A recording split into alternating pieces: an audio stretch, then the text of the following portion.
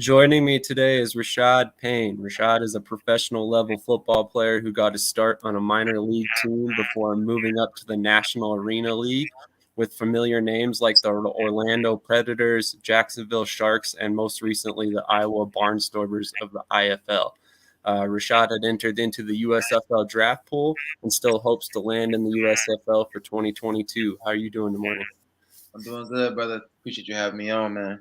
Oh, I appreciate you coming on. Like I told you before, man, it means a lot to me that you guys are willing to, come on here and speak to me about your career and your life, man. It's awesome.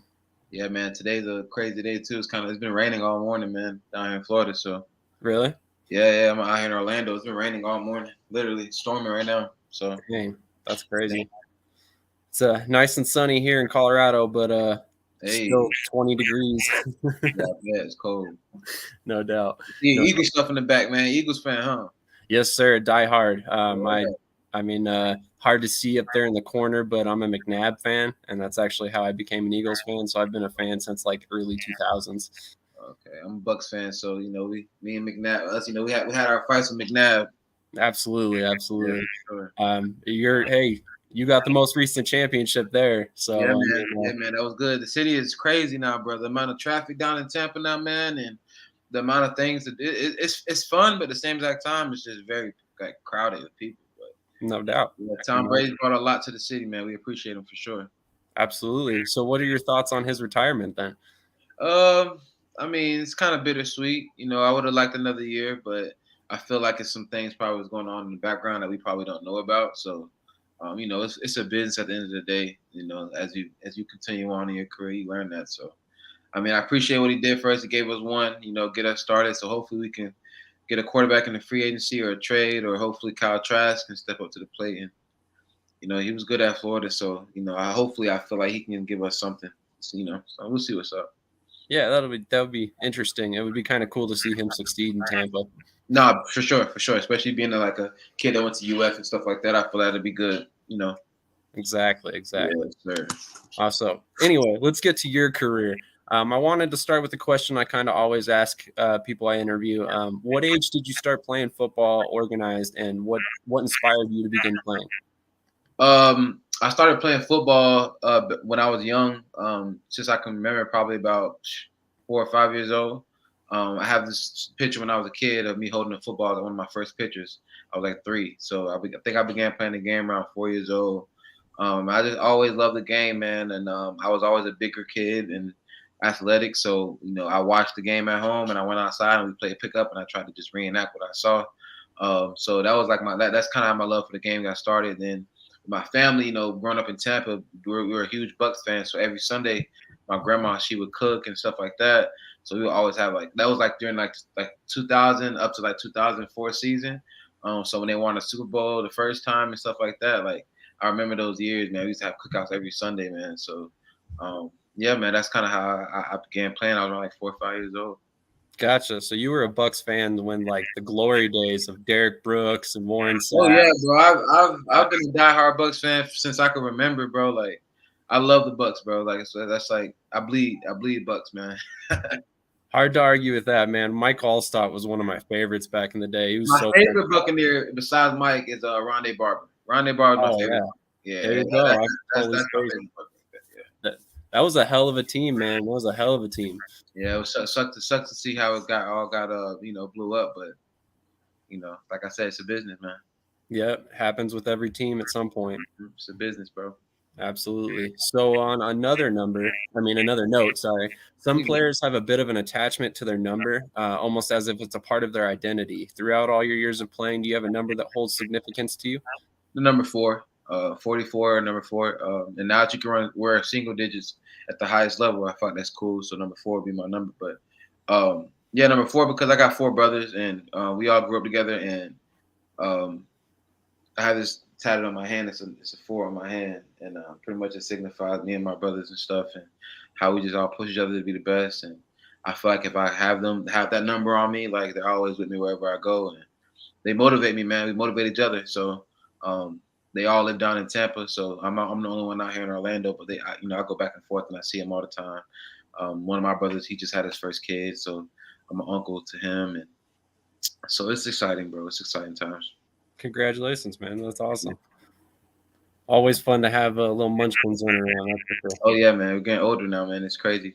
I just turned 26, so it's like starting families and stuff like that is starting to become very real. Absolutely. Yeah. You're still a young man though. You got plenty of time, man. Oh yeah, man. Like I said, like I tell my agent, I want to give the game like another 10 more years. After that, I can, give back to the game in other ways, such as yourself. Absolutely. Yeah. So during high school, what position did you primarily play? Was it offense or defense, or is it a position completely entirely different from what you play today? Well, I started off playing. I didn't play any little league or anything like that growing up because back then I was too big, so they had a weight requirement. Now they don't really. They had a weight requirement back when I was a kid, so I couldn't play little league. So once I got to high school, that was my first time playing organized football. So I didn't really even know what position I was at all. But growing up, I always played backyard football, and I was always a tight end or a receiver. So my hands were always legit. So I always could catch the ball. I knew I was athletic. So once I got to high school and got to organize, they put me at O-line and they put me at D-line. As a freshman, I started on varsity at center. And I had to go against, I don't know, some people will know, people from Florida know this name, but when I first started playing football, the first dude I went up against in the spring jamboree game was Earl Moore from the University of Miami. And I don't know if he was really big back then, big recruit out of Tampa, went to Hillsborough High School. And so that was like my first time really being in high school ball. I played center, and I played D-line. They had me at nose and stuff like that. So in high school, yeah, they kind of had me all over the place, man, just because I always been that type of guy where you kind of move me around, but you didn't know really at that time I wasn't polished, so they really didn't know where to put me at. So O-line and D-line was mostly what I played. Then once I got to my junior and senior year of high school, that's when I got with Coach Chatting with Leonard, and I played at Leonard High School with Deontay Johnson for the Steelers. He was my freshman that those years coming up. He was a year under me, and that's when I started to flourish like a linebacker and defensive end. And they really start to. That's when I kind of started to get the game. My body developed. I started to, be able to move a lot better and stuff like that. And then I started getting recruited out of high school by Middle Tennessee State and other schools. Absolutely, that's awesome, man. Yeah. So you're the type of guy that, as you mentioned, you started kind of playing tight end, offensive line, defensive line. You will play literally just about the entire game at some points. How do you prepare yourself mentally and physically to go into a game like that, knowing that you may not come off the field most of the game? It feels good, to be honest. I love the game so much, bro. Like, it's just something I love to do. And like now, being older in the career that I'm in is polishing myself as far as training, nutrition, stuff like that. It's very important now because now I'm trying to last for 4 quarters. You know what I mean? So now I know that coaches depend on me more. They know that I offer a lot to the team. So I would say, man, mostly just my training. My training is a lot of cardio. My nutrition has gotten a lot better. I eat at home a lot now. I cook a lot now. And stuff like that, man. So I would say like the nutrition and just cardio, man. I just prepare myself training, bro. Because if you train hard, obviously the practice is going to be easier. You practice hard, the games are going to be easier. So it all translates. Absolutely, you're not out here like Tom Brady eating avocado ice cream. No, bro. I still eat good, bro. I eat salmon, chicken. Most of my meals consist of salmon, chicken, and turkey meat. There you go. Lean turkey meat, and that's most of my meals, bro. I'm a real dense guy. I'm solid, so I pride myself on being really strong. I lift a lot of weights, but I also do a lot of cardio. I like to label myself as a freak of nature, man. But I'm excited to really showcase it now. I feel like this is going to be the year I'll really be able to showcase my skills. Absolutely. So you got your start at the minor league football level with the Space Coast Tarheels of the Florida Champions. You did your research, bro. Hey, you did your research, and I appreciate you. Hell yeah, man! I don't come into these things unprepared. I'm just like you guys when it comes to studying. I mean, like I straight up, I would like to come into these knowing everything I can. Yes, sir. I'm not gonna lie. When I was looking up your high school stats, it threw me for a loop that they said you were an offensive lineman and defensive lineman. That's why I didn't really bring up your statistics because I wasn't sure if it was for sure you. Yeah. So yeah, it definitely threw me for a little bit of a loop. But yeah, I definitely do. Man, it's so cool, bro. Like I said, my story is the craziest. So like when you start to follow it, like it's crazy because you mentioned high school, and like I had one of my old high school teammates. He just called me off of Instagram not too long ago, and he was just like, "Bro, I'm so proud of you, bro. Like I remember when you were in high school, like you loved football so much, but you weren't really that good. Then yada yada yada. He's like, but see that you just kept going, bro. It's like so motivating, and yada yada yada. So yeah, bro, it's crazy. My journey's crazy. So it's so funny to see. Look at my high school. Yeah, I played at a high level for my junior year. Then, like halfway through my junior year, my grades slipped. I wasn't focused, and boom, I lost everything. I couldn't play. Then going into my senior year, I was just like kind of a practice player. So that's when I was kind of getting my reps at I was getting my reps at linebacker, and that's when I realized like, oh, okay, I'm athletic as hell. I can play linebacker. This is fun. But then I stopped playing football like completely. After that happened, I always been a basketball player. That's like my first love. So I love basketball. So I started playing basketball for my high school, and I got a couple offers from basketball. And after that, I decided to come out here to UCF, and I just thought, I was just training and going to school and stuff like that. But yeah, man, my story's crazy, bro. But I'm glad you did your research, bro. I appreciate that. Absolutely, man. Absolutely. So I mean that kind of. I mean, I had heard of the Space Coast Tarheels before. I mean, they've produced some pretty solid players at times, but it definitely it's a unique way to come up. I mean, the fact that you went out and you actually played minor league ball and then you went on to the professional level, man, that's got to be an inspiration for other guys you played with and for guys that are taking that route right now. That's awesome. Oh yeah, man. And I want to get back to the semi-pro game for sure. Absolutely. So how do you feel that time with the minor league set you up for the professional level? Shout out to Coach David Dye. RIP Coach David Dye. That was my first coach. And he's passed away now. He passed away last year. COVID complications and stuff like that. So that was a big loss for me. But he's the one that believed in me first and pretty much told me like I can go far in this. Like because most people, if you don't know semi-pro, you're just playing it for the love of the game at that point. And of course you can make it out of anywhere. Anything's possible, but have to do is they don't really have, they're older guys or, fresh out of jail or whatever you want to call it. But for the love of the game, they're out there. And it was humbling, bro. It was really humbling having to drive to practice really, really far, not having locker rooms to change in. You change on the sideline. You're trying to scrape together film. It was very humbling, but at the same exact time, it made me love the game a lot more, like a lot more, because I was out of the game from 2014 to 2019. So for 5 years, I wasn't playing no football. You know what I mean? So once I started playing football for the Tar Heels, everything started to click again. And Coach David Dye, he just kept developing me. So being at Space Coast Tarheels, shout out to them boys, man. It's really made me the player I am today. I still have my jersey. I'm hanging it up, plaqued up and everything. But that's where it all started, man, for sure. No doubt. I do have to say I love the jerseys that the Tar Heels have and their logos and their colors. It is such an awesome combination. Yeah, good organization, man. Like I said, the FFA and those leagues, man. If it's for dudes, whoever watches this, for dudes who didn't do good in high school or things of that nature, there are other leagues, and FFA and things like that are good leagues for you to go play against high level competition. Older guys get some film and go off to college. You can send it off to colleges. You can send it off to pro leagues and stuff like that. So I mean, it's a good way to get some good film if you take it serious. It's football. Just gotta take it serious.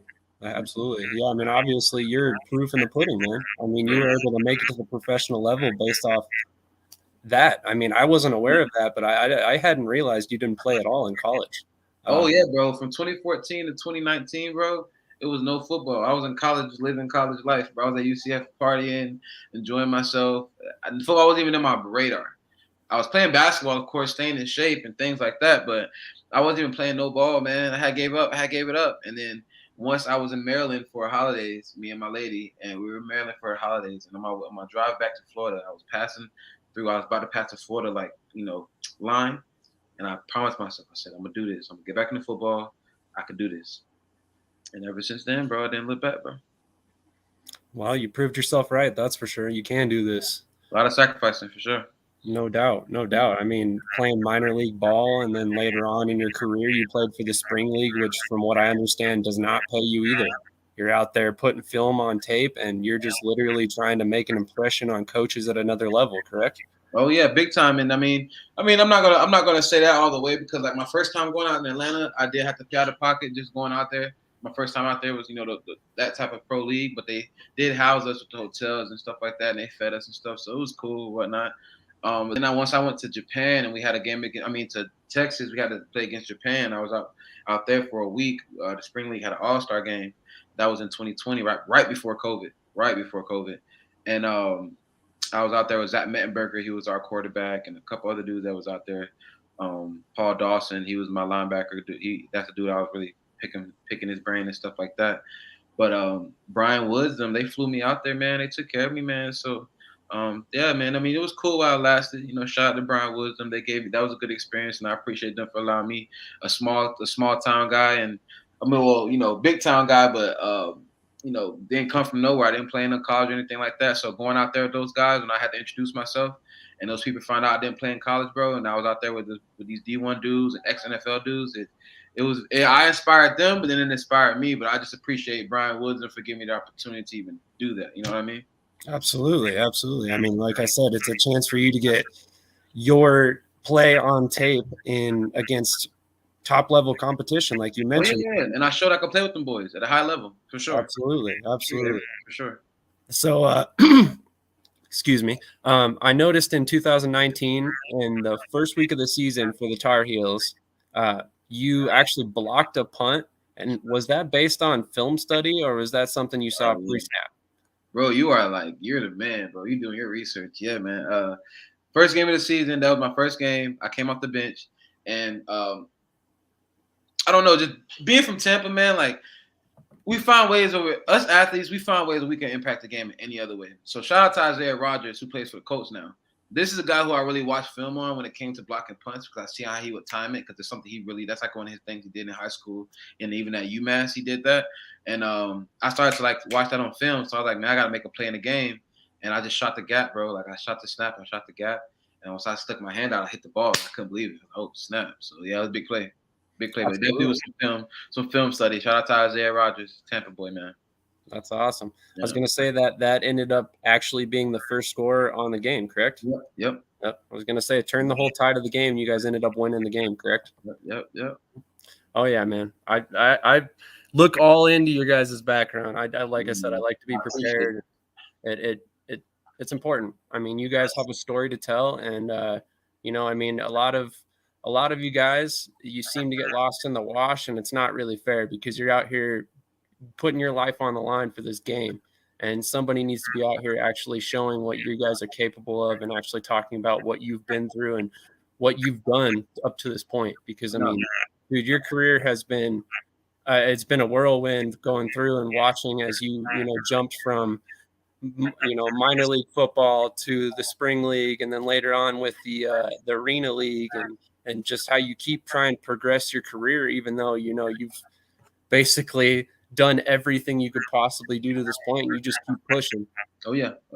And then like it's crazy because it's only been what 2 full years, maybe not even 2 full years of football. You feel me? Because 2020 was like a blank year.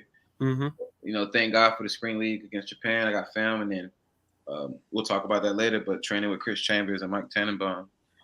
So that was just good. That was a crazy year, but I got a lot of connections that year.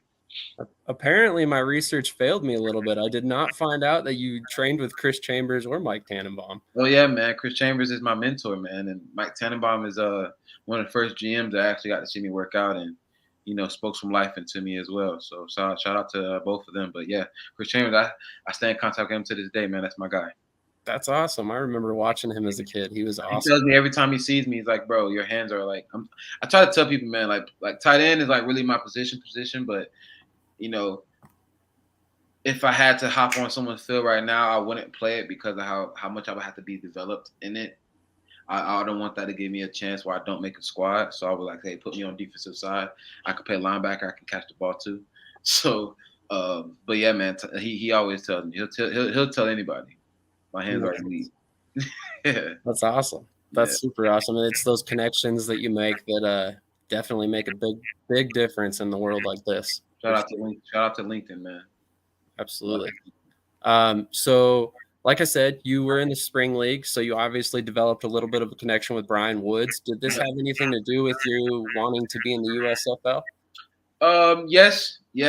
For sure it did.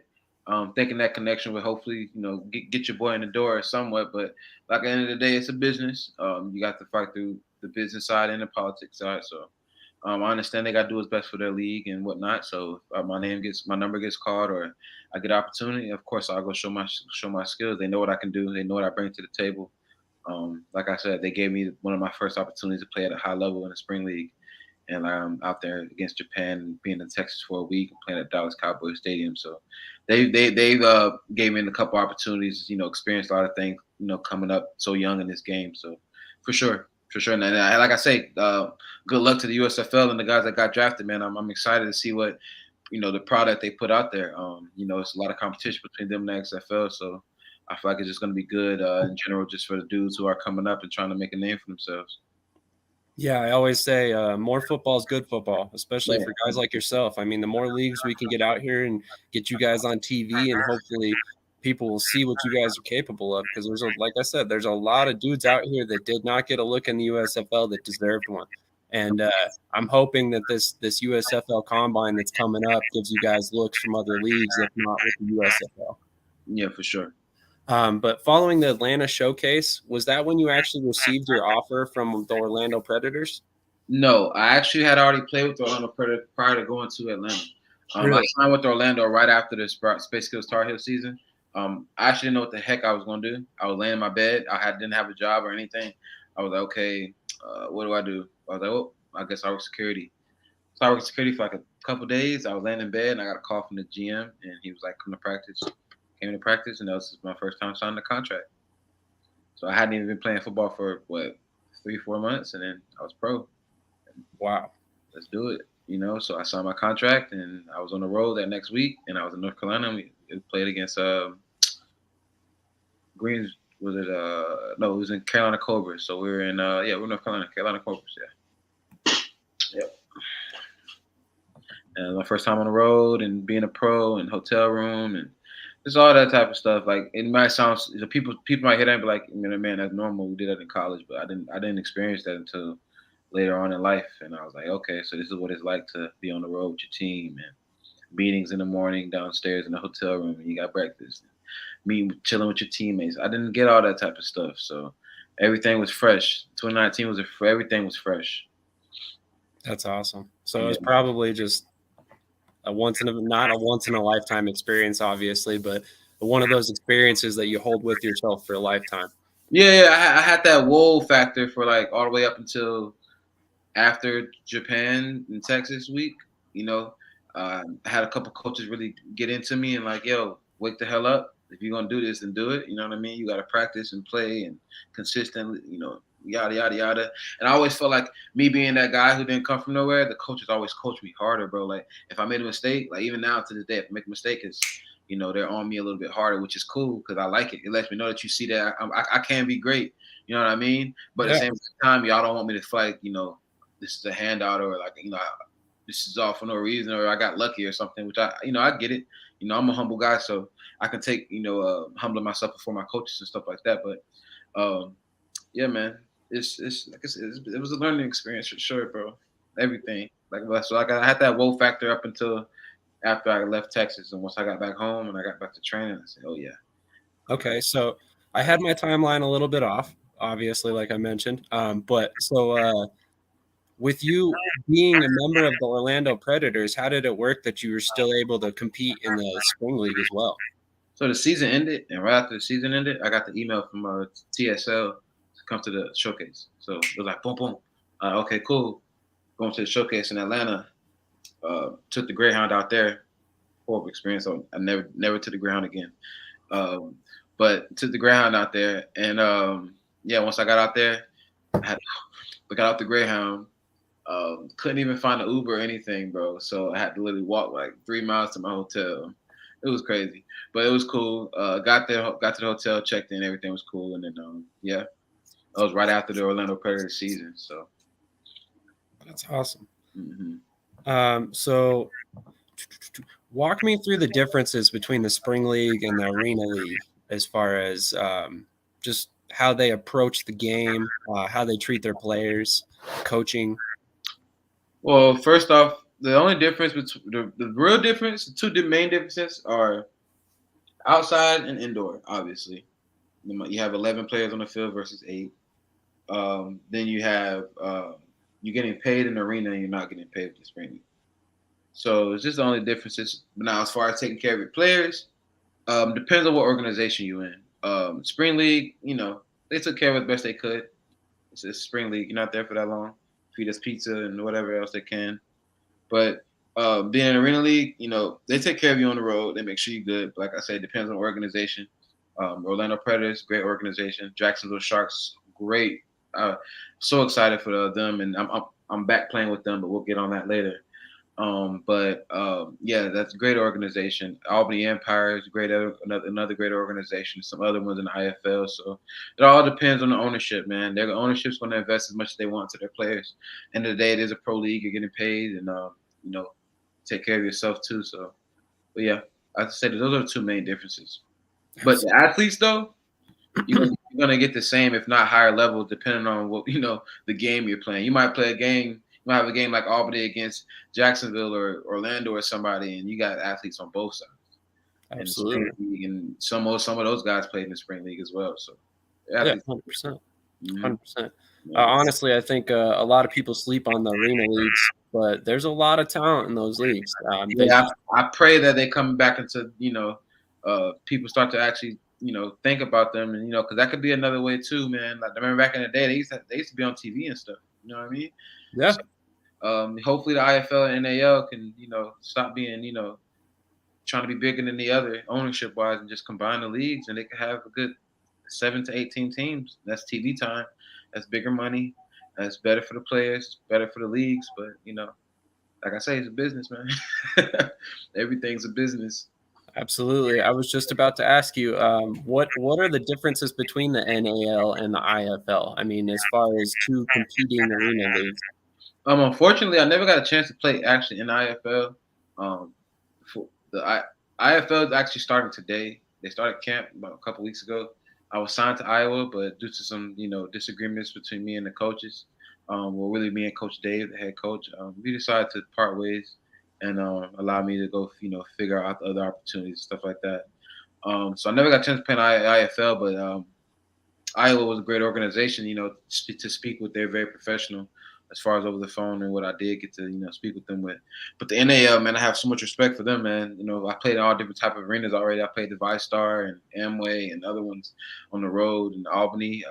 My last one is Albany. That was a pretty cool scene out there. But yeah, man, it's cool, man. Just being out there, being a pro, man, it's a great experience though. NAL is a cool game. The fans are awesome. No doubt, no doubt. I actually remember years ago going to a Colorado Crush game, which was our arena football team. I'm with you on the fact that they need to just come together and work together to merge the leagues or something, man. Make it better for the players and the fans. You know what I mean? No doubt. No doubt. Arena League brings a lot of excitement to the table. So honestly, I think football fans would be all about it if they could see it again. I understand what happened, but just kind of sucks that it's kind of faded in the background at the moment, but it'll come back. I have no doubts. Football is America's sport at this point. It is, man. It is big time. So upon signing with the Sharks, you actually also took up a job as a personal trainer. How did that all come about? And yeah, well, I live in DeBerry, so I'm out here in the country a little bit. But they have a city called Orange City that's really close to where I live, and I had an opportunity to just get into personal training and selling it and stuff like that. And it was a pretty cool experience. I always wanted to help people in their fitness journey, and I feel like it was just a good experience for me to help someone else as they helped me to try to be more disciplined and more, on top of my game when it comes to my fitness and training and stuff like that. So, yeah, man, pretty good experience for doing that, and being a pro athlete, it brings a lot of attention too. So, it gives you a lot more pull when it comes to getting people to work with you and train with you and stuff like that. So, pretty cool. Absolutely. You got people relying on you, so it makes you kind of push yourself a little bit more. That makes sense. Oh, yeah, 100%, bro, 100%. So like you prefaced before, you signed with the Iowa Barnstormers in October of 2021, I think it was. Mm-hmm. And did this opportunity have anything to do with your old coach, Les Moss, being there at the time? No, but shout out to Coach Les. But no, not at the time. Coach Dave had already took over, No. so so me and Coach Dave had a really good conversation. But with me having a kid on the way and stuff like that, staying closer to home looked like a better option anyway. So I took the opportunity to stay closer to home for right now. Makes sense. Makes sense. Absolutely. So that's what you meant by adding to your family. um, so I was gonna ask this a little bit later in the interview, but is this your first child? My first one, man. That's One. awesome. Yeah, That's yeah. awesome. Congratulations, man. I'm a stepfather myself, and I actually just had my first biological kid about 9 months ago. And let me tell Oh, you, blessings, brother. God bless, bro. That's what's up. Good to hear that. I just want to tell you, man, there's no feeling like becoming a father. So I definitely congratulations. I hope you enjoy the experience because it was a fun one for me. Yeah, man. I tell my family all the time this is my first coaching job, so I'm excited. That's awesome. Yeah, That's man. awesome. So you kind of talked about it earlier. You've been with some good franchises, the Barnstormers, the Predators, the Sharks. Walk me through the differences between the different franchises and how they approach things. You mentioned that some are good and some are bad. Without naming names, can you kind of tell us what the differences are? Like I said, ownership and fan bases. Those are the two main things. Market stuff like that. All that plays a part into pro professional teams. Doesn't matter the league. So I would say those are the main things. Is the differences, but in each league, like I said, each league you have outstanding GMs, outstanding coaches, stuff like that. And look out for the players. Try to put the players on a platform to get some more notoriety and things like that, and housing and stuff like that is pretty cool. Being able to help players find a place to live and stuff like that, and also making sure that they can families first. So when it's time to someone has to go back home or something like that, all that comes into account when it comes into finding the right home or organization. Family football. So you just try to keep those things as the top priority. Absolutely, absolutely. So you mentioned before that you're actually back with the Jacksonville Sharks now. Yeah, man. Shout out to Coach Burley and shout out to Shane, player personnel.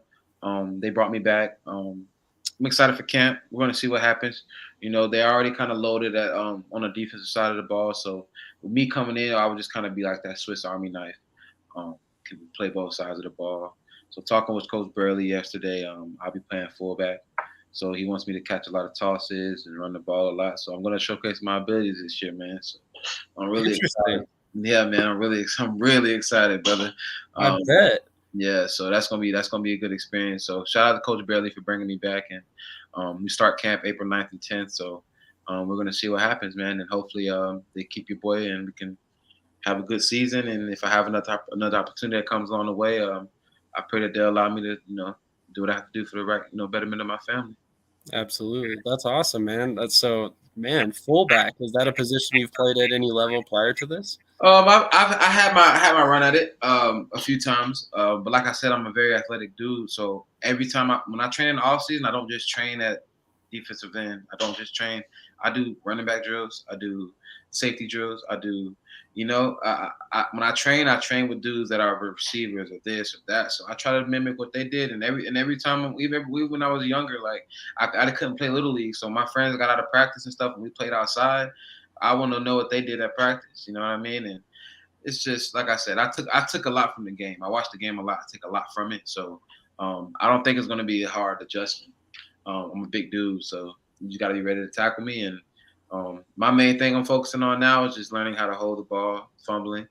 I don't want to fumble the ball, so I've been working on just catching the ball, tucking it, being comfortable with running with the ball, stuff like that. Because it's not, it is going to be a learning curve, but I'm ready for it.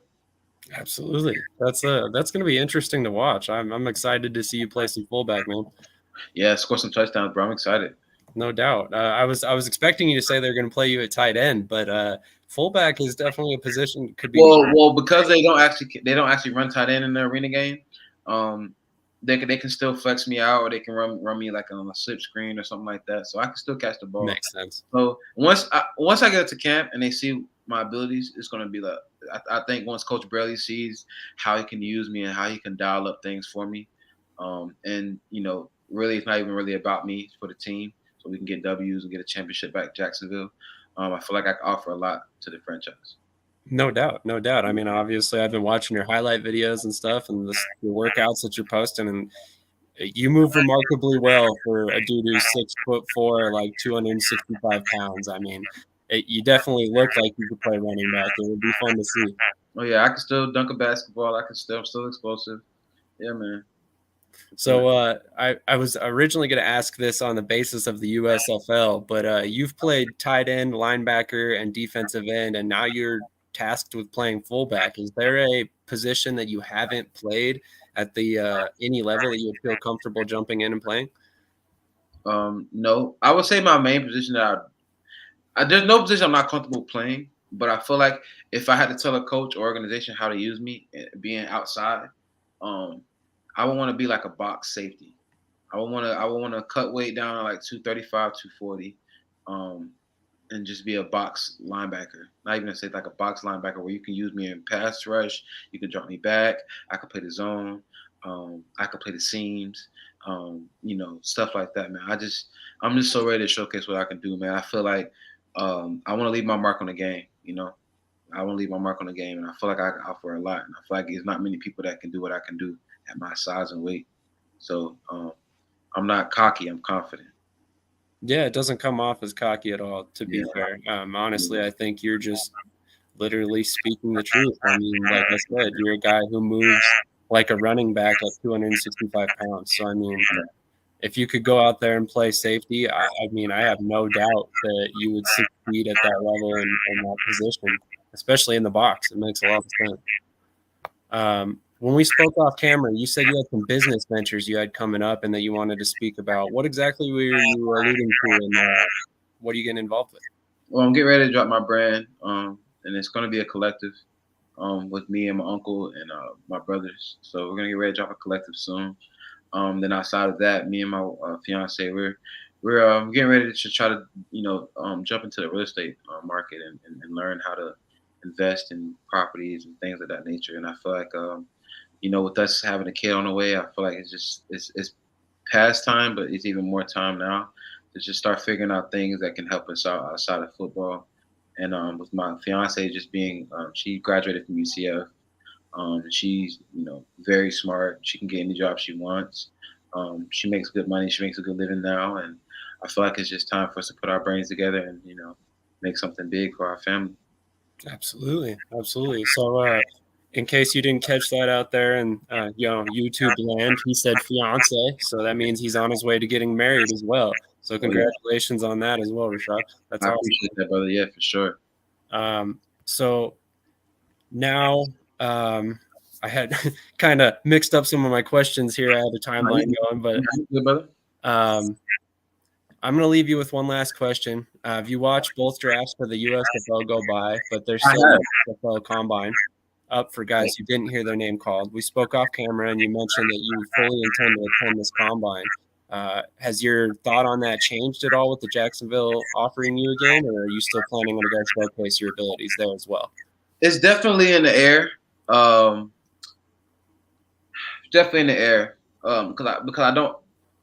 It's only in the air because as much as I do want to go to a combine and perform in front of these guys, they know what I can do. You know what I mean? And it's like me already been playing in the spring league twice.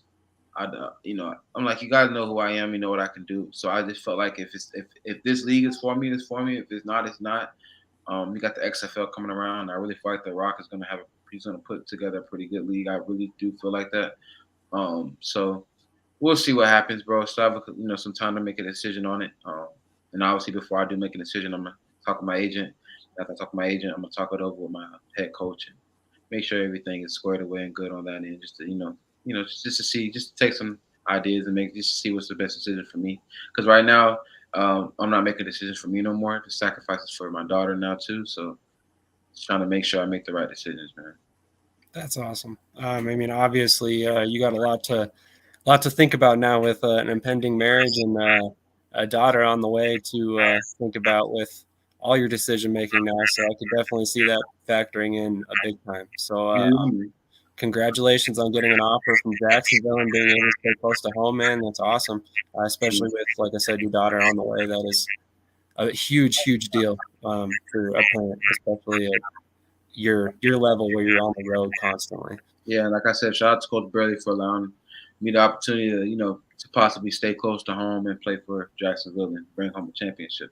And I can't wait to play. I cannot wait to play the Orlando Predators. I cannot wait. Oh yeah? Oh yeah, that's gonna be a big one there. Is there a little bit of a personal disdain there, or a little bit? Am I sensing something? So what happened there that caused there to be some angst? Nothing really much happened. Last year I left on a bad note. And as much as I gave a lot to the organization, I felt like when I was there, and me being a local guy, I felt like they could have, I could have been that guy for them. You know what I'm saying, in a sense, because I just been here and I got into the community a lot. I did a lot of podcasts and interviews and shouted them out and all types of stuff and recruited, players to come here and stuff like that. So now with the new head coach, with the old head coach, it wasn't really a good relationship. With new head coach, he used to train me in the off seasons. So Coach Jeff Higgins, he knows me very, very well. So we never spoke about me coming on and playing with them. So, there's no love lost there, but I am excited to play against the guys that I know I know that whole entire team. I was in camp with them last year. I played with them for the first 3 games last year before they decided to cut me due to an altercation in practice. But yeah, man, I'm a fiery guy, man. When I'm in practice, I push my guys and I practice hard. And if you're gonna come with it, make sure you come with it. And that's just how I am. So, with a couple of the players on that team, the fullback to be exact, we had our battles. So I'm excited to go up against them live now on the other side, and we could do it in front of the fans now. So then they can tell you who Big Dog is. That's awesome. Yeah, That's awesome. yeah. So, I guess moving forward, what are your goals in 2022 with Jacksonville, assuming that you do end up with them? Man, I just want to contribute as much as I can. I don't care if that's coming off the bench. I don't care if that's starting. I don't care if that's just playing special teams. I just want to just contribute. I want to be a voice in the locker room. I want to be a leader. I want to push those guys, and I want to be somebody that coaches can depend on. And most importantly, I want to, I want this to be, I want to get back to outdoor football after this season. So I want this to be my last. This is going to be my last arena season for now. I want to end it off on a good note, and I want to get a championship. 100%. So are you setting your sights on the XFL for 2023? Yeah, XFL 2022 CFL. We'll see what's up, man. We'll see what's up. We're going to stay ready. That's all we can do at this point. It's something I wrote down in my journal yesterday, man. Learning how to control what you can control and leaning on God. That's my main things right now. There you go. I mean, it sounds like you're doing everything you can in your power to make sure your game's right. So from there, it's just hoping you get the right opportunities to showcase your abilities, right? Oh yeah, big time. Absolutely. Well, Rashad, man, I once again thank you so much for coming on, and congratulations on your soon-to-be marriage and your little baby girl coming into the world. That is awesome. I literally can't congratulate you enough on that, man. You are going to experience such an awesome feeling the minute your daughter comes into this world. I'm telling you. I'm so excited, brother. Like, yeah, I truly appreciate it, man. It's been a long time coming to get to this point. 2 miscarriages, and then God bless us now with this baby now. So this is a blessing.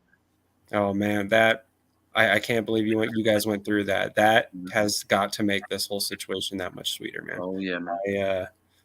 That's awesome. Congratulations, man. And I'm really hoping you have a great season in 2022 and you are able to parlay this into something else down the line that you're hoping for. Oh yeah, man. We're gonna keep it going. I'm gonna make it to the big league soon, brother. You'll see me. It doesn't surprise me, and it wouldn't surprise me at all because your work ethic is definitely on another level. You belong at the professional football level for sure. Moving forward, I would love to have you on again, man. You're an awesome dude to talk to, and I think there's a lot more to be said about your story. And I definitely want to keep up, with what you're doing and where you're at, and hopefully watch as you go into the NFL at some point. Oh yeah, man. We'll definitely. I'll definitely tap in with you after the season.